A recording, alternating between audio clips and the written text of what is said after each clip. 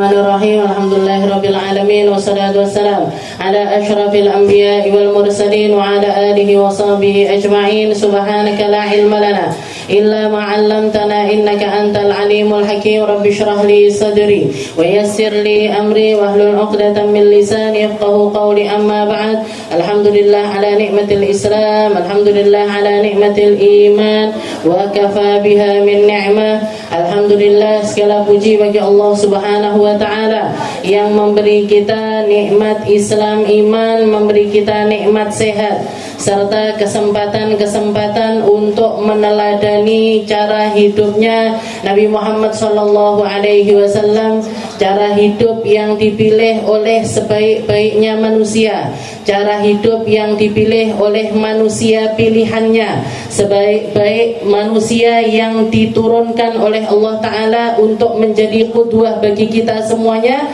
memilih untuk hidup dengan cara yang paling zuhud, memilih untuk hidup dengan cara yang paling sederhana, memilih untuk hidup penuh dengan kesulitan di sana dan kesulitan di sini, akan tetapi itu semuanya guna menjadi contoh bagi kita semuanya, karena mencontoh hidup enak itu lebih gampang ketimbang mencontoh hidup yang gak enak. Nggih napa mboten? Orang kalau ditanya siapan gawe klambi apik apa gawe klambi elek, mesti siapan gawe klambi apik. Nggih. Lebih siap tinggal di rumah besar apa tinggal di rumah kecil? Yo gede usada. Nggih. Mosok enek wong gak siap aku dadi wong sugih. Nggih. Banyak orang berkeinginan untuk punya rumah yang luas, punya kendaraan yang bagus, pakai pakaian yang indah, pakai perhiasan dan lain sebagainya. Ya, jadi nyontoh orang untuk hidup enak itu gampang, tapi nggak gampang untuk mencontoh seseorang hidup dalam kesulitan. Maka Nabi Muhammad SAW menjadi contoh tertinggi untuk hal tersebut. Beliau faham tentang keadaan umatnya.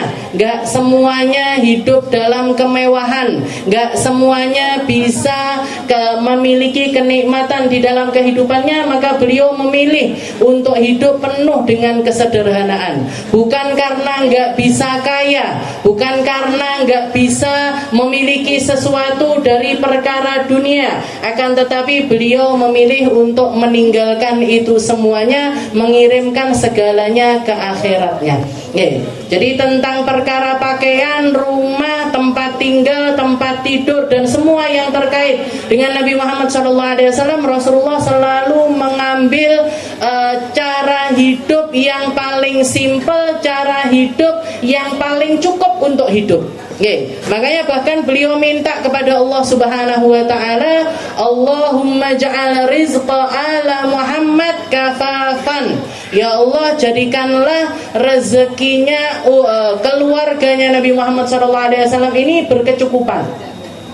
Gak harus banyak ya Allah, tapi juga jangan sedikit sekali.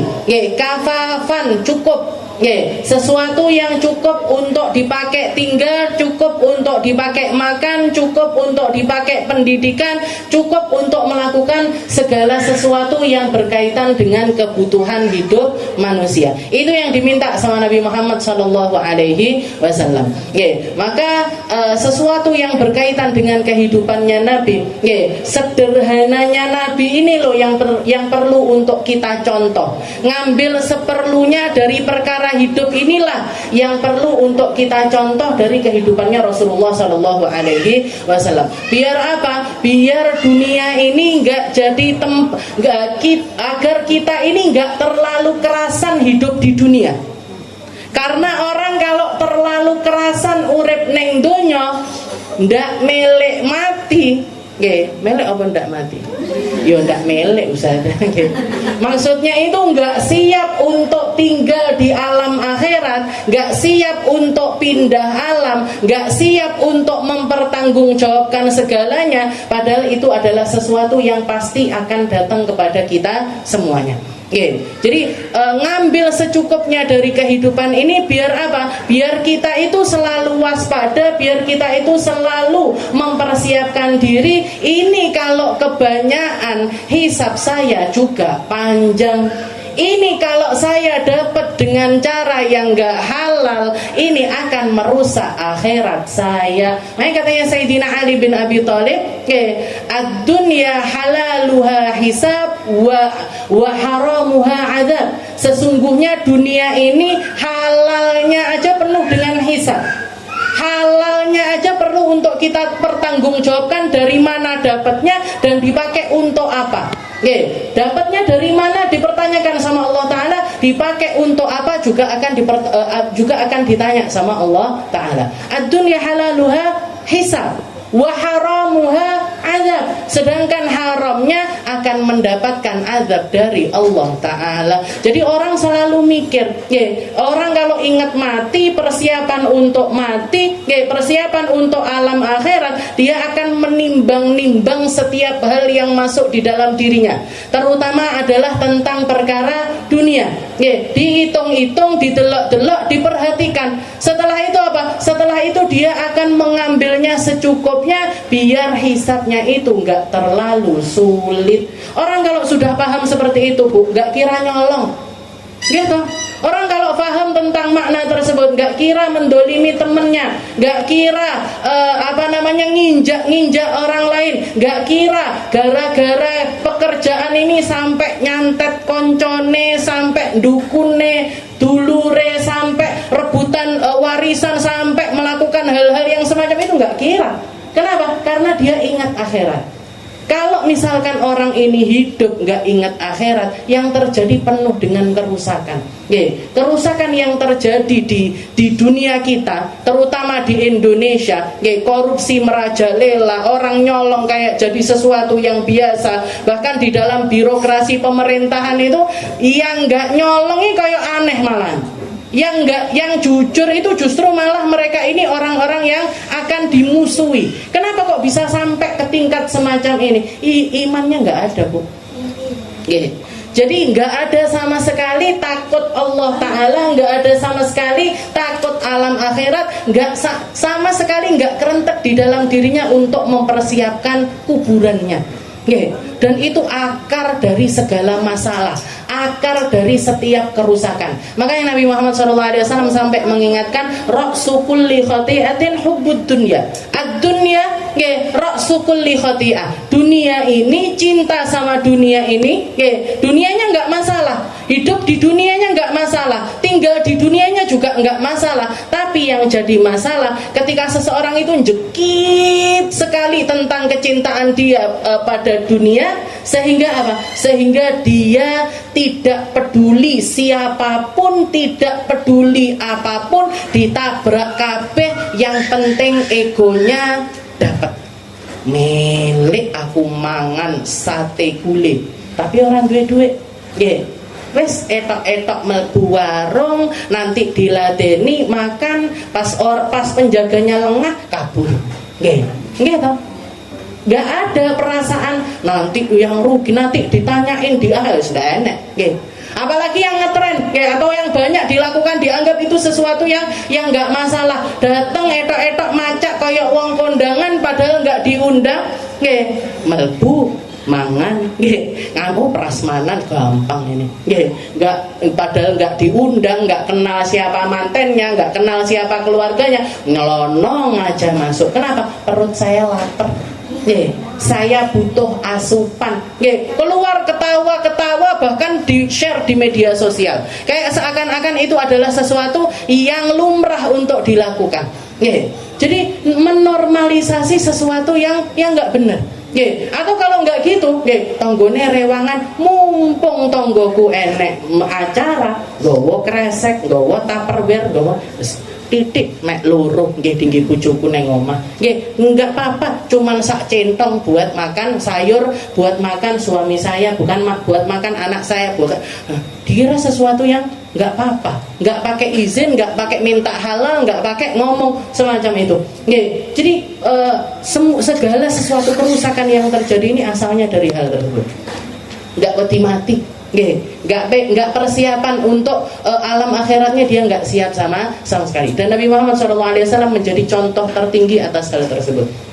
Makanya seperti yang kita bahas di dalam kitab Wasailul Wusul ila Syama'ilur Rasul ila anqal qala al-mu'allif rahimahullahu ta'ala wa nafa'ana bi ulumi fid dharaini amin al-faslu tsani fi sifati firashi sallallahu alaihi wasallam wa ma yunasibu. Kita masih ada di pasal yang kedua yang membahas tentang ranjangnya Nabi Muhammad SAW dan segala sesuatu yang terkait tentang hal tersebut. Yang minggu-minggu yang lalu kita mendengar Sayyidah Aisyah yang menceritakan kalau ada salah satu perempuan Ansor ngelihat keadaan ranjangnya Nabi ngenes banget, dikirimi kasur sing apik.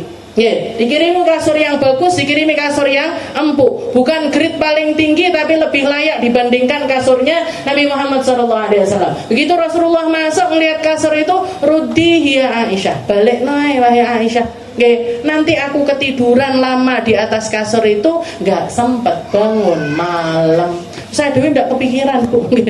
Kita nggak kepikiran, untuk kasur rapi, alhamdulillah, ini nikmat dari Allah Ta'ala. Ini nikmat dari Allah Ta'ala. Kalau orang sekarang tambah cekrek, dipoto, ditatik status, alhamdulillah. Terima kasih Besti, sudah mengirimkan kasur yang enak. Semoga tidurku malam ini tambah nyenyak. Jadi itu yang dilakukan orang-orang sekarang. Rasulullah nggak rudi Aisyah, balik no Aisyah. Nanti saya malam nanti nggak bisa bangun malam. Nanti zikir saya kurang, nanti rakaat saya kurang, nanti bacaan Quran saya kurang. Nanti munajat saya kurang. Ini yang dipikirkan sama Rasulullah SAW. Bahkan tentang sekedar seperti yang diceritakan di dalam kisah kedua, Sayyidah Hafsah mengatakan, kalau di kasur saya, kalau di rumah saya, ranjangnya Nabi Muhammad SAW itu bahkan nggak berbentuk ranjang, hanya semacam kain yang dilipat dua untuk menjadi alas tidurnya Nabi Muhammad SAW. Setelah itu Sayyidah Hafsah punya ide, sini kalau ditumpuk sekali lagi mesti bakalan lebih empuk. Cuman dilipat dua kali, Bu. Kayak misalkan jenengan punya selimut besar, kalau kita lipat dua ya empuk. Tapi kalau dilipat dua kali lagi, satu kali lagi, maka akan tambah empuk. Cuman seperti itu tok. Paginya Rasulullah nanya, wahai Hafsah, apa yang kamu lakukan sama alas tidurku? Tak tumpuk dadi loro ya Rasul, biar agak lebih empuk. Katanya Rasulullah apa? Balik noy. Tumpuk satu aja. Saya keenaan tidur tadi malam. Saya keenaan tidur tadi malam. Awake dhewe keenaan tidur. Segernya pagi ini. Alhamdulillahilladzi ahyana ba'da ma amatana wa ilaihin nusyur. Segar sekali saya pagi ini. Kasurnya enak, ranjangnya enak, tidurnya enak. Kesehatan dong dijaga. Padahal lebih penting kesehatannya kita apa kesehatannya Nabi Muhammad kira-kira? Yang paling perlu istirahat banyak ini kita apa Rasulullah kira-kira? Yang paling perlu untuk jaga badan biar tugas-tugasnya ini bisa terlaksana dengan benar ini kita apa? Rasulullah. Tapi kita nggak mikir sampai sana, Bu. Ya pokoknya menikmati hidup. Hidup cuman sekali, masa dipakai buat soro. Nah ini mindsetnya kita, dan inilah mindsetnya Rasulullah SAW. Selanjutnya dikatakan di sini, wa an Abdullah bin Mas'ud radhiyallahu taala anhu qala dakhaltu ala Nabi sallallahu alaihi wasallam wa huwa fi ghurfatin ka'annaha baitu hammam wa huwa naimun ala hasirin qad atharat bi jambi fabakaitu. Dikatakan, diceritakan oleh Sayyidina Abdullah bin Mas'ud, salah satu sahabat terdekatnya Nabi Muhammad sallallahu alaihi wasallam. Beliau mengatakan, wa huwa fi dakhaltu ala Nabi sallallahu alaihi wasallam wa huwa fi ghurfah. Saya masuk ke rumahnya Nabi Muhammad sallallahu alaihi wasallam, dan rumahnya Nabi itu sederhana sekali, hanya semacam baitu hammam. Baitu hammam itu rumahnya merpati. Jangan kalau tahu rumahnya merpati itu nggak ada ceritanya rumahnya merpati pakai lampu hias itu nggak ada. Nggak ada ceritanya rumahnya merpati itu ada perabotan-perabotan yang banyak, itu nggak ada. Oke, jadi katanya Abdullah bin Mas'ud, ya Allah, rumahnya Nabi ini cuman semacam rumahnya burung merpati, hampir nggak ada perabot sama sekali. Hampir nggak ada perabot sama sekali yang ditaruh sama Nabi di rumah beliau. Wa huwa naimun ala hasir qad atharat bi jambi. Dan ketika aku dapati Rasulullah ketika itu beliau sedang tertidur, Nabi Muhammad dalam keadaan tidur, qad atharat bi jambi, ala hasir, beliau tidur di atas tikar. Dan karena tikarnya ini tikar yang nggak lembut, maka garis-garis dari tikar itu membekas di janbihi, membekas di bagian tubuhnya Nabi yang sebelah kanan. Jadi kayak beliau bangun itu kayak ngecat garis-garis semacam itu, kloso. Kayak jenengan kalau tidur di atas tikar, itu bangun itu kan mesti ada jeglong-jeglong seperti itu. Kenapa? Karena ya kita habis tidur di tempat yang kasar, bukan tidur di atas kasur. Qad atharat bi jambi. Katanya Abdullah bin Mas'ud, saya mendapati Rasulullah dalam keadaan semacam itu, fabakaitu. Maka aku yang nangis melihat keadaannya Nabi. Aku yang nangis dari sederhananya rumahnya Rasulullah sallallahu alaihi wasallam. Faqal ma yubkika ya Abdullah. Maka Rasulullah nanya sama Abdullah bin Mas'ud, apa yang bikin kamu nangis wahai Abdullah? Qultu ya Rasul, Kisra wa Qaisar yata'un 'ala al-khazzi wad-dibaj wal harir. Ya Rasul, Raja Mesir, Raja Syam, Raja Persia, dan semua raja-raja yang ada di seluruh dunia ini, mereka tidur di atas kasur yang empuk, spraynya terbuat dari sutra, spraynya terbuat dari bahan yang paling mahal. Wa anta Rasulullah wa anta naimun ala hadzal hasir, sedangkan jenengan hanya tidur di atas tikar yang kasar ini. Qad athara bi jambik, dan itu membuat badanmu, kulitmu itu kena garis-garis dari tikar tersebut. Faqala, maka Rasulullah mengatakan, fala tabki ya Abdullah fa inna lahumud dunya walanal akhirah. Wahai Abdullah, kamu enggak perlu nangisi tentang keadaanku, karena fa inna lahumud dunya walanal akhirah. Bagi mereka kenikmatan hidup di dunia, bagi kita kenikmatan akhirat. Jadi Rasulullah itu mengirimkan semua kenikmatannya ke akhirat. Dan itu juga yang berusaha untuk ditanamkan oleh Nabi Muhammad SAW kepada orang-orang sekitarnya, ke anaknya, ke istrinya, ke sahabat-sahabatnya, ke semua orang yang ada di sekitarnya. Setelah Rasulullah SAW menanamkan la ilaha illallah di dalam jiwa-jiwa mereka, Rasulullah juga meyakinkan kepada mereka tentang adanya alam akhirat. Jadi yang difahamkan sama Nabi, hidupmu ini baru sepenggal, hidupmu ini baru cuplikan. Kalau misalkan saya bikin event itu, ini baru teasernya aja. Apa teaser? Trailer. Kalau film ini baru trailernya aja. Dunia ini cuman sepenggal dari kisah kita yang baru akan sempurna nanti di akhirat.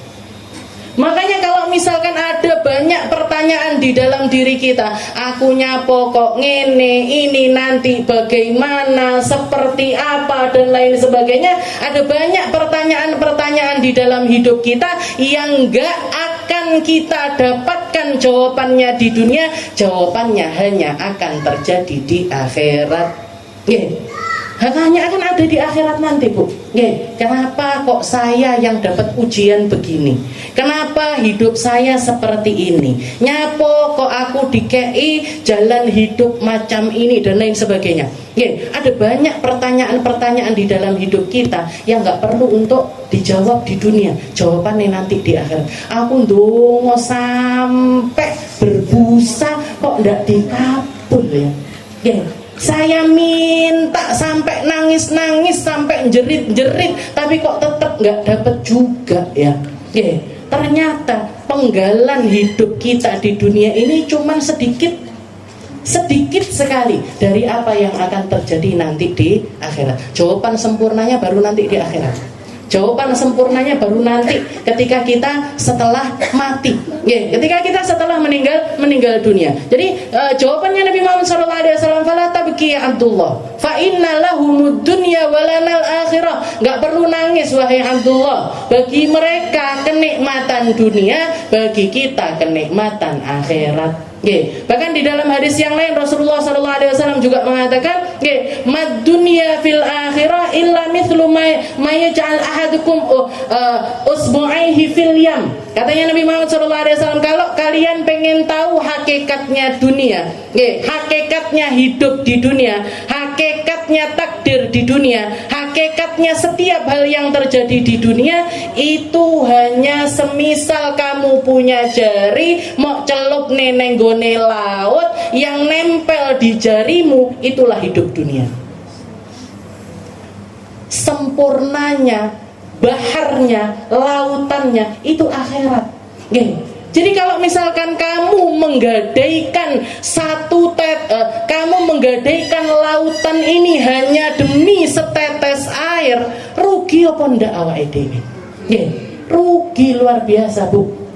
Jadi dan bahkan hanya demi setetes air ini, hanya demi setetes penggalan ini tadi, banyak orang rela menurunkan harga dirinya.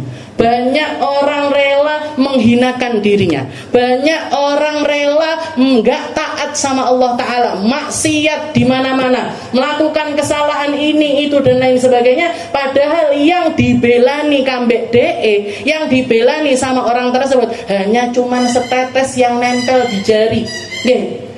Yang dia gadaikan adalah lautan kenikmatan yang ditawarkan sama Allah Ta'ala. Mad dunya fil akhirah illa mithlu qutratu ma.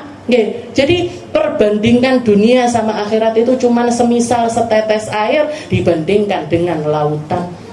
Jadi rugi banget. Kalau misalkan kita itu nggadaikan, saku melek ning gone donya milike enak, pokoke kudu enak, pokoke kudu sugih, pokoke kudu duwe jabatan, pokoke pokoknya kudu dadi presiden. Sangel gitu. Pokoknya itu, jadi egonya yang dikedepankan. Dia sedang menggadaikan akhirat hanya untuk kehidupan dunia. Ini mindsetnya Nabi Muhammad SAW. Anna lahumud dunya walanal akhirah. Orang kafir itu nikmatnya dihabiskan di dunia. Karena setelah kematian mereka hanya akan ada keburukan demi keburukan. Sedangkan kita orang mukmin, orang yang iman, dunia ini tempatnya soro, nanti di akhirat nikmatnya. Di dalam hadis yang lain Rasulullah juga mengatakan ad-dunya sijnul mukmin. Dunia ini penjaranya orang beriman. Kudu ngene, harus begini, taat terus, nggak boleh maksiat, harus ngomong yang baik, harus tunduk, harus sijnul mukmin. Dunia ini adalah penjaranya orang beriman. Wa jannatul kafir, dan surganya orang kafir. Surga bagi orang-orang kafir, mereka nggak ada batasan, mereka nggak ada larangan, mereka nggak perlu tunduk kepada apapun, mereka terserah mau hidup dihabiskan untuk apa. Jannatul kafir. Seperti itu realitanya. Wa an Ibnu Abbas radhiyallahu taala anhuma qala haddatsani Umar bin Khattab radhiyallahu taala anhu. Juga hadis yang diriwayatkan oleh Sayyidina Abdullah bin Abbas menceritakan tentang Sayyidina Umar yang pernah mengatakan dakhaltu ala Rasulillah sallallahu alaihi wasallam wa huwa ala hasir. Jadi kejadian ini banyak ditemui sama para sahabat. Kalau tadi Abdullah bin Mas'ud, kalau ini Sayyidina Umar bin Khattab. Sayyidina Umar masuk ke rumahnya Nabi dan Rasulullah tidur di atas hasir, di atas tikarnya beliau. Qala fajalastu fa idza alaihi izaruhu wa laisa alaihi ghairuh. Dan waktu itu dikatakan Rasulullah tidur di atas tikar, enggak pakai baju atas, mek sarungan tok, Bu. Cuman pakai sarung aja. Cuman pakai sarung aja. Sehingga apa? Sehingga bekas-bekas dari tikar itu tambah terlihat jelas. Jadi di kanannya Nabi, di dadanya Nabi, di belakangnya Nabi itu penuh dengan garis-garis dari tikar.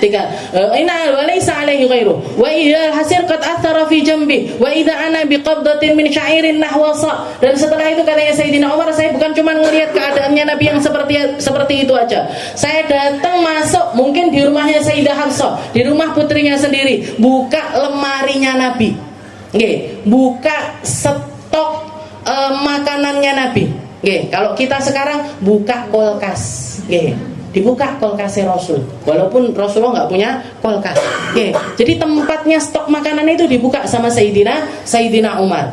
Fa idza ana biqabdatin min sya'ir nahwasa. Saya hanya menemukan di dalam lemarinya Nabi cuman ada tepung gandum sak sok. Nggih. Satu sok itu 4 mud, 4 kali genggaman tangannya Rasulullah Shallallahu Alaihi Wasallam. Satu mud itu sekitar 7 ons. Okay. Jadi kalau satu sok itu 4 mud. Okay. 4 mud. Jadi sekitar 2 kilo sekian. Tidak sampai 3 kilo dari tepung yang ada di dalam lemari Rasulullah SAW. Wa idza ihabun mu'allaq, dan juga di situ cuman ada perabotnya yang kelihatan nyantol di atas.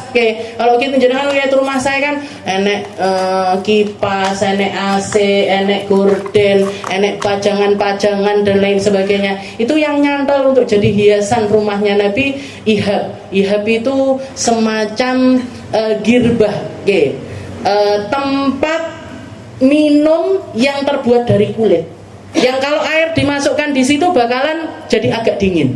Jadi rodok seger. Itu kulkasnya Nabi Muhammad SAW. Nyantol di situ, mu'allaq, tergantung di situ. Fabtadartu ainai, katanya Sayyidina Umar, wis ndak kuat. Katanya Sayyidina Umar ngelihat keadaan rumahnya Nabi semacam itu, nangis Sayyidina Umar.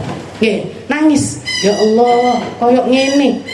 Uripe ini Rasulullah SAW hidupnya semacam ini. Faqal mayubkika yabna al-Khattab. Ditanya sama Nabi, wahai putranya al-Khattab, putranya wahai Umar, apa yang bikin kamu nangis wahai Umar? Faqultu ya Nabi Allah, wa ma li la abki wa hadzal hasir qad athara bi jambik wa hadhi khazainuka la ara fiha illa ma ara. Gimana saya enggak nangis ya Rasul? Jangan tidur di atas tikar kasar semacam ini, dan saya ngelihat di lemarinya jenengan enggak ada apa-apa selain apa yang saya lihat tadi. Enek Bu, krengsengan de ini ora enek, lodeh de ini ora enek. Enek. Jadi apa yang dimakan sama Rasulullah hari itu ya habis hari itu. Enggak ada apa-apa. Jenengan buka nanti pulang ke rumah jenengan lihat sendiri apa yang ada di rumah jenengan. Beras sepiro, berambang bawang sepiro, tepung seberapa, minyak seberapa, berapa. Ini Rasulullah SAW tepung tak. Kalaupun beliau pengen makan roti, berarti beliau makan roti tanpa lauk. Seringkali bahkan Rasulullah cuman makan roti dicelup sama khal, dicelupnya pakai cuka, apa yo enak Bu. Jenengan makan roti kadek sele, stroberi, separone, keju, besok coklat, besoknya lagi srikoyo, besoknya lagi gonta ganti. Ini Nabi Muhammad SAW. Kalaupun misalkan itu nanti tepung diadon, berarti Rasulullah cuman makan roti tak, enek lawi, gak ada kambing, gak ada daging dan lain sebagainya. Illa ma'ara wa andur ila khazaini wala ara illa ma'ara. Katanya Sayyidina Umar, saya buka lemarinya jenengan, gak dapat apa-apa kecuali ini tok ya Rasul. Piye aku ndak ngenes? Gimana saya nggak nangis? Gimana saya nggak ngenes? Ilah wadaka Kisra Kaisra fi thimar wal anhar. Jangan lihat itu para raja-raja, Kisra, Kaisar, Hirakal dan lain sebagainya. Mereka bahkan untuk sekedar makan duduk-duduk di tepi pantai, duduk-duduk di pinggir sungai. Buah-buahan mereka petik dari mana? Dari mana-mana. Makanan bukan cuma satu macam. Nanti dimulai dengan appetizer, main course, dessert, belum lagi nanti minumnya apa, ini yang terjadi pada raja-raja Kisra wa Kaisar nggih fi thimari wal anhar wa anta nabiyullah wa safwatuhu wa hadhihi khazainu nggih katanya Sayyidina Umar jenengan niki Rasulullah jenengan ini manusia terpilihnya Allah taala kayak gini uripe kayak ngene lemarine ya Rasul gimana saya enggak nangis ya Rasul qala ya ibn al-Khattab ama tarda an takuna lana al-akhirah wa lahum ad-dunya. Sama jawabannya Nabi. Apa kamu nggak ridho wahai Umar kalau misalkan mereka itu menikmati hidup dunia, kita menikmati akhirat? Ndak apa-apa, soro ning dunya sedilut. Nggak apa-apa, capek di dunia itu ada durasinya. Capek di dunia itu singkat sekali, amat sangat singkat. Kita lihat kehidupan kita sekarang. Kalau misalkan kita umur 20 tahun, misalkan kita umur 30 tahun, misalkan kita umur 40 tahun, kita tengok hari-hari kita kemarin. Jenengan tanya, yang masih punya ibu, tanya ibunya, suwi apa ndak? 30 tahun, 20 tahun itu lama apa ndak? Ndak, aku bahkan masih ingat waktu ngelahirin kamu itu loh, masih ingat. Sediluk banget, urung sempet lali. Ujuk-ujuk wis gede, ujuk-ujuk wis duwe anak, ujuk-ujuk wis duwe putu. Tiba-tiba loh, Sayyidina Nuh bahkan ketika ditanya, ketika dikasih sama Allah Ta'ala umur sampai 1000 tahun, bagaimana pendapatmu tentang dunia? Katanya Sayyidina Nuh, katanya Nabi Allah Nuh, ya kayak masuk pintu keluar pintu yang lain. Ini umur 1000 tahun loh. Itu menilai dunia itu sesingkat itu. Lah kaya ae dhewe, urung sik ngene tok wis bar.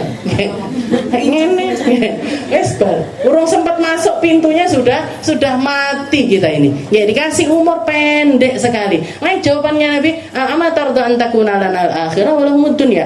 Ulaika qaumun ujjilat lahum thayyibatuhum fid dunya. Mereka adalah kaum, mereka itu adalah kelompok yang dicepetin kenikmatannya di dunia. Ujilat taibatuhum fid dunya. Mereka itu orang-orang yang didulukan kenikmatannya ketika mereka di dunia. Wa inna qaumun ukhirat lana taibatuna fi akhiratina. Sedangkan kita adalah kaum yang dibikin sama Allah Ta'ala kenikmatannya itu diakhirkan di akhirat. Kita ini kaum yang semacam ini. Jadi Rasulullah itu mengucapkan hal yang semacam ini sekaligus mencontohkannya. Beliau jadi contoh tertinggi di dalam hal tersebut. Beliau menjadi mathalul a'la, menjadi qudwah yang paling tinggi. Makanya kalau kita lihat hidupnya para sahabatnya Nabi pun mirip-mirip sama kehidupannya Rasulullah SAW. Banyak di antara para sahabat itu punya baju cuma satu. Punya baju cuman satu. Kalaupun misalkan mereka pengen ada ganti, ya punya dua. Punya satu atau punya dua pakaian. Maksimal itu 3. Nah, itu para sahabat-sahabatnya Rasulullah SAW. Dan mereka seringkali kehidupan mereka tentang pakaian dan juga kehidupan mereka tentang makanan mirip-mirip. Pernah Sayyidina ada salah satu sahabatnya Nabi sholat jamaahan sama Rasulullah SAW. Setelah itu berdiri. Ketika berdiri itu limbung. Jadi kayak uang gerak ke sana, gerak ke sini. Dikira orang yang di belakangnya iki kesurupan apa piye. Barengan setelah itu di antara mimbarnya Nabi sama rumahnya Sayyidah Aisyah ujuk-ujuk geblak. Diparani sama orang-orang, kamu kenapa? Kesurupan apa piye? Diwacan-wacani. Kalau kita mungkin yo Allah la ilaha illallah wal qayyum. Diwacan aja dikira kesurupan. Setelah itu dia bangun, ndak aku mek luwe. Saya enggak kenapa-kenapa, yang bikin saya pingsan ini lapar. Yang bikin saya pingsan ini lapar. Orang sekarang pingsan kakean, kewarekan sampai semaput, kewarekan akhirnya kolesterol, darah tinggi dan lain sebagainya masuk ke penyakit-penyakit ke dalam dirinya. Ini sampai kelaparan yang sampai semacam itu. Dan itu contohnya banyak sekali di dalam diri para sahabat-sahabatnya. Bahkan kalau jenengan baca kisahnya, hampir mayoritas sahabatnya Nabi itu semacam itu. Ada satu orang sahabatnya Nabi namanya Sayyidina Sa'id bin Amir. Sayyidina Sa'id bin Amir ini ketika masih muda, beliau itu tinggal di Mekah, orang Mekah. Tinggal di Mekah. nemuin kejadian di mana orang-orang Mekah ini mengeksekusi salah satu sahabat terbaiknya Nabi, namanya Hubaib bin Adi. Sayyidina Hubaib bin Adi ini salah satu sahabat yang setelah hijrah ketangkep. Ketangkep, setelah itu dieksekusi mati. Jadi di hari kematiannya Hubaib bin Adi ini, ketika mau dibunuh, itu orang-orang sak Mekah semuanya giring Sayyidina Hubaib ini, dirantai tangannya, dikasih pasung di atas, di lehernya dan lain sebagainya, digiring sampai keluar dari negeri Mekah. Jadi eksekusinya itu terjadi di daerah Tan'im. Tan'im itu kalau zaman sekarang seringkali dipakai orang ngambil mikot. Mikot umroh itu biasanya ngambil di paling dekatnya adalah di Tan'im. Jadi sahabat Hubaib bin Adi ini digiring sama orang-orang Mekah, enggak lakinya, enggak perempuannya, enggak anak kecilnya, semuanya giring Hubaib bin Adi sampai ke perbatasan Tan'im. Begitu nyampe di sana ditaruh di atas panggung. Disiapkan kayu salib. Disiapkan kayu salib. Setelah itu diikatkan di situ. Sebelum diikatkan, orang-orang petinggi-petinggi Quraisy ini nanya sama Hubaib bin Adi, "Wahai Hubaib, apa permintaan terakhirmu?" Jadi kayak biasanya orang sebelum mati itu kan, sebelum dieksekusi dikasih kesempatan untuk meminta permintaan terakhirnya dia. Maka Hubaib bin Adi mengatakan, dia mengatakan kepada orang-orang kafir Quraisy, tolong izinkan saya untuk melaksanakan sholat 2 rakaat. Nah, dikatakan Hubaib bin Adi ini orang pertama yang melakukan sholat sunnah qoblal maut. Jadi sholat sunnah 2 rakaat sebelum kematian, sebelum eksekusi mati. Akhirnya diizinkan sholat beliau ngadep ke arah kiblat. Sholat disaksikan semua orang Mekah waktu itu. Disaksikan semua orang Mekah. Beliau sholat 2 rakaat pendek sekali.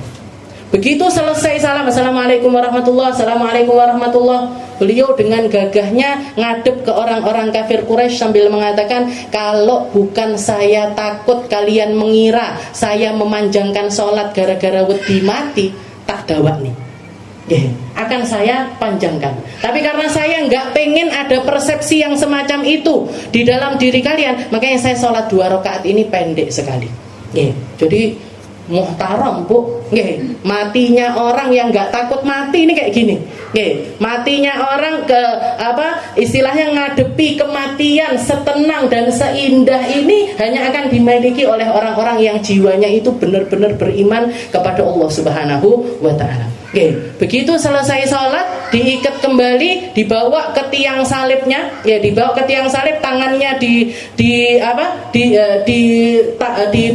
rantai, kakinya dirantai. Setelah itu orang-orang mulai mengeksekusi beliau dengan memotong jarinya sedikit demi sedikit.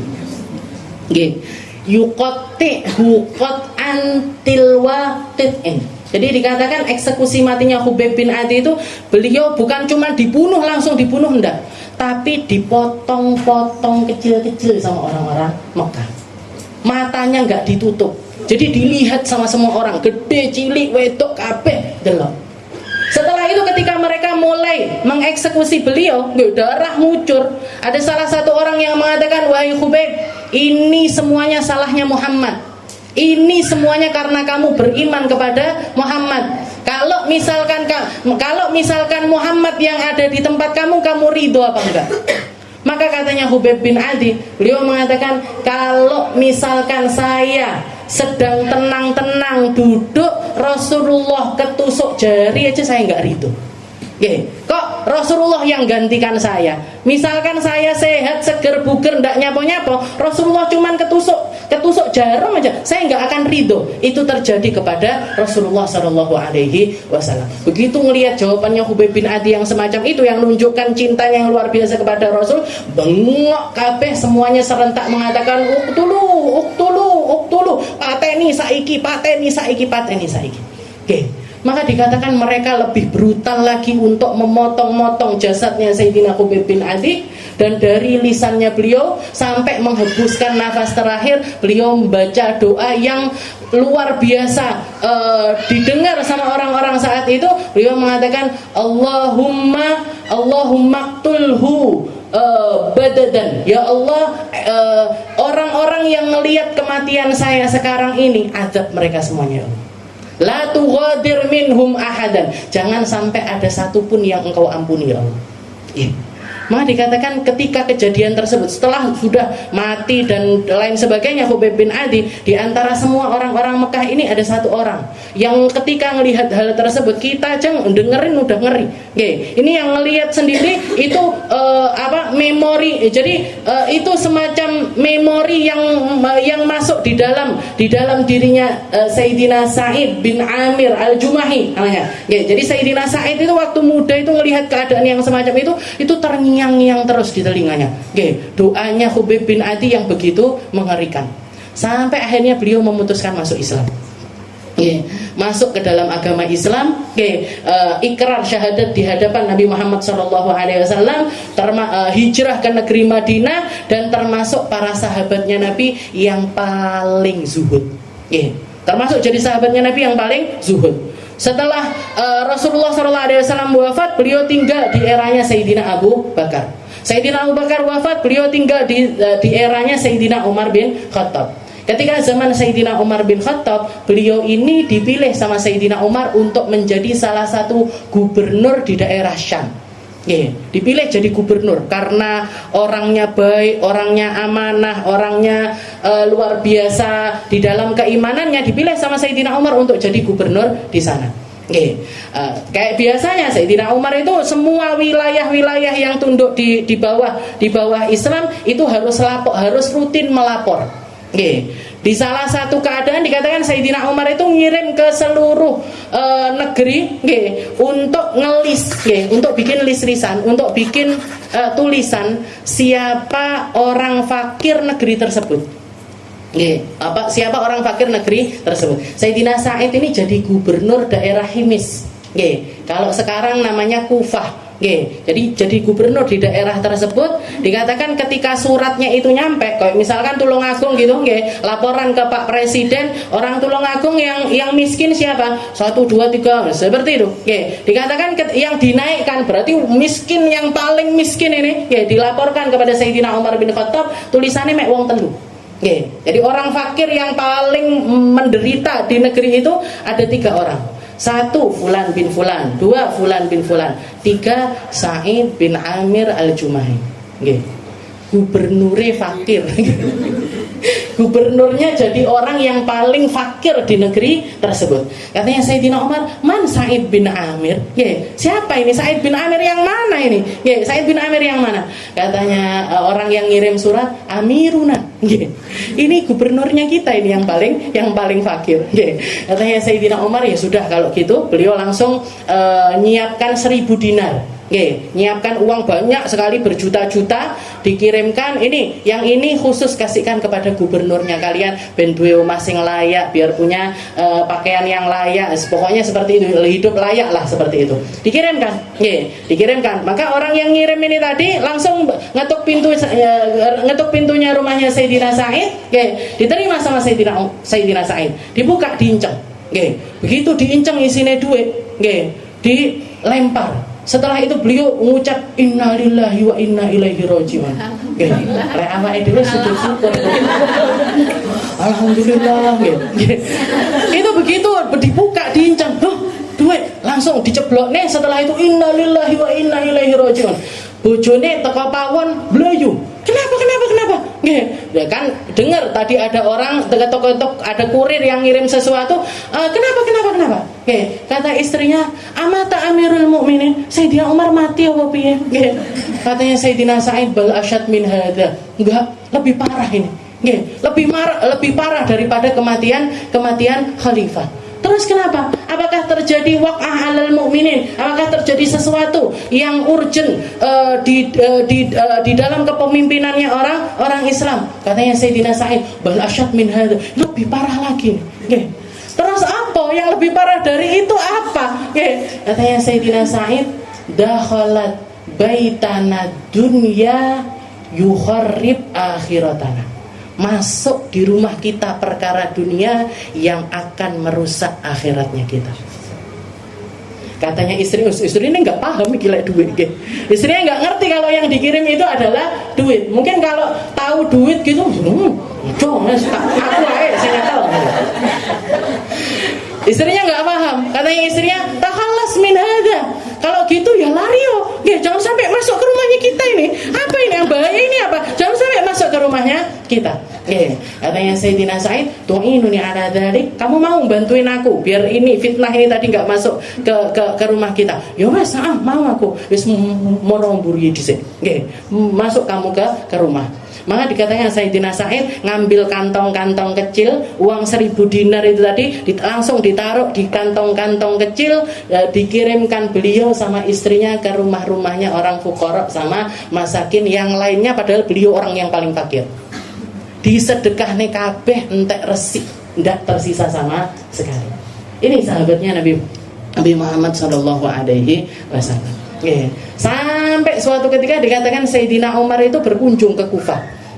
Berkunjung ke daerah Kufah. Setelah itu dapat aduan-aduan banyak dari orang-orang Kufah, dari daerah Himis itu tadi banyak yang ngadu. Yang diadukan itu ya pemimpinnya sendiri, Sayyidina Sa'id itu. Ditanya-tanya, apa yang keluhan kalian apa? Ada 4 wahai Amirul Mukminin. Ada 4 hal, pokoknya ada 4 perkara ini nggak bisa kami toleransi. Selalu dilakukan sama Sayyidina Sa'id, sama pemimpinnya, sama Pak Gubernur ini mesti modelnya koyok ngono. Wis titen kita semuanya. Terus gimana? Dipanggil Sayyidina Sa'id. Didudukkan orang-orang yang protes tadi, didudukkan, Sayyidina Sa'id juga didatangkan. Setelah itu katanya orang-orang, apa keluhan pertama? Coba sebutkan. Katanya orang-orang, Sa'id bin Amir ini selalu kalau keluar dinas awan-awan, mesti telat tekone. Mesti kita harus nunggu untuk beliau ini keluar dari rumahnya. Ditanya sama Sayyidina Umar, wahai Sa'id, apa sanggahanmu tentang tuntutannya orang-orang ini apa? Kamu coba ceritakan apa yang terjadi. Katanya Sayyidina Sa'id, wahai Amirul Mukminin, saya sebenarnya nggak pengen cerita yang kayak gini. Kalau nggak jenengan yang nanya, saya nggak akan mengatakan ini. Apa yang terjadi? Saya itu nggak punya pembantu, Amirul Mukminin. Saya punya istri, saya punya anak-anak. Jadi setiap hari saya itu harus ngadon-adonan roti sendiri. Setelah itu nanti saya harus nunggu dia sampai ngembang, gitu. Bikin roti kan seperti itu, dikasih ngembang. Bakul roti ngerti? Jadi sampai ngembang dulu. Nanti kalau sudah ngembang nanti baru saya taruh di tanur. Saya taruh di, setelah ready, saya taruh di atas meja makan, baru saya keluar dinas. Itu yang bikin saya itu setiap hari selalu telat. Setelah itu yang kedua apa? Coba ditanya lagi, apa yang kedua? Wahai Amirul Mukminin, sebulan sekali mesti enek praine. Mesti dia itu ada hari di mana enggak keluar sama sekali dari rumahnya. Coba dijawab, apa yang terjadi? Kenapa kok kamu itu dalam 1 bulan itu absen sekali? Katanya Sayyidina Sa'id, wahai Amirul Mukminin, saya cuma punya baju 1. Saya cuci sebulan sekali. Jadi ketika saya nyuci baju saya, tak pepe, tak enteni sampai garing. Begitu kering tak pakai, baru saya keluar. Tapi saya bukan bolos wahai Amirul Mukminin, saya tetap keluar. Tapi fi akhirin nahar, sudah hampir sore. Kenapa? Ngenteni. Durung enek mesin cuci, durung enek pengering. Nggak punya, bahkan mungkin kalau zaman sekarang beliau hidup nggak kira punya alat yang semacam. Jadi saya tunggu sampai itu kering baru saya pakai, saya keluar ke mereka. Udah, yang kedua. Yang ketiga apa keluhan yang ketiga? Katanya orang-orang ini tadi, katanya orang-orang, keluhan kami yang ketiga, dia tidak terima tamu di malam hari. Nggak mau ketemu siapapun di malam hari. Dijawab sama Sayyidina Sa'id, wahai Amirul Mukminin, nahari lahum walayali lillahi rabbil alamin.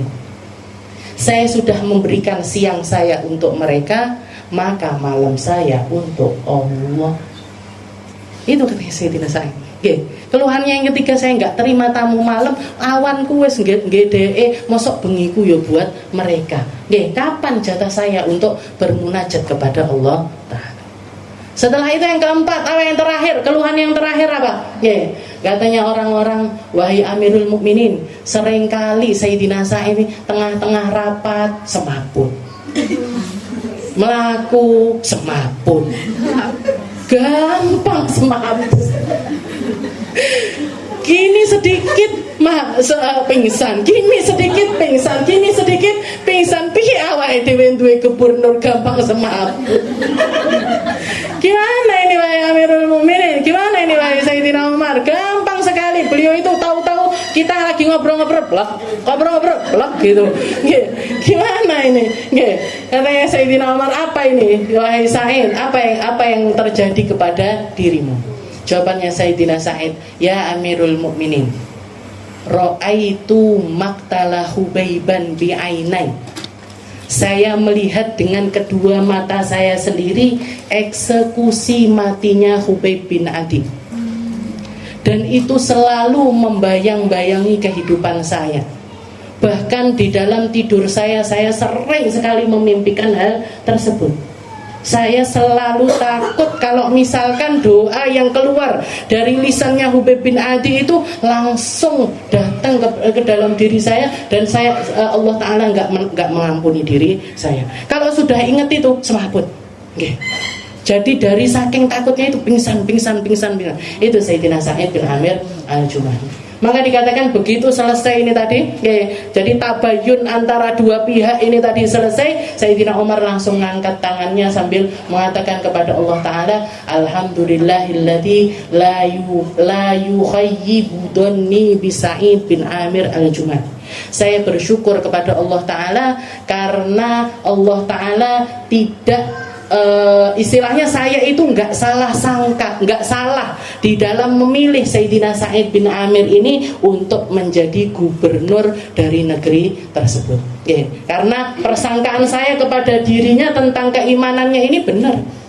Itu yang dikatakan oleh Sayyidina Umar bin Khattab. Langsung dihadiahi uang lagi 1.000 dinar. Dikasih hadiah lagi 1.000 dinar. Pulang ke rumah istrinya sudah dengar kabar, bojoku entuk duit 1.000 dinar. Kalau yang pertama nggak tahu, yang kedua eruh.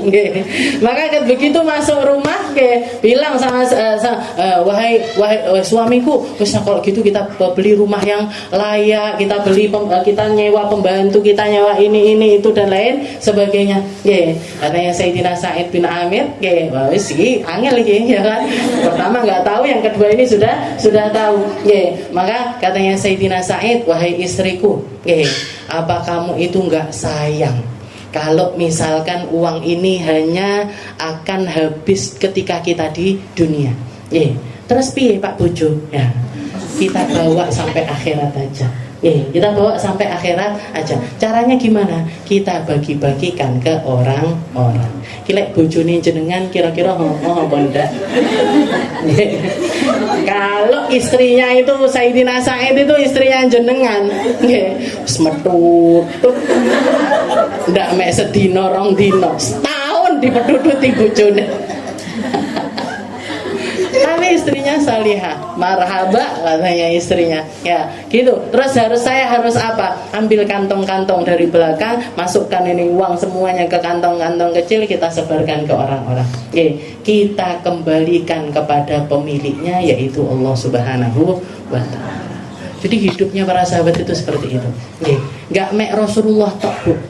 Gak cuman Nabi Muhammad yang memberi contoh terbaik, tapi para sahabatnya Nabi pun juga melakukan hal yang semacam itu. Wallahu a'lam bishawab. Kita lanjutkan insyaallah di pertemuan selanjutnya.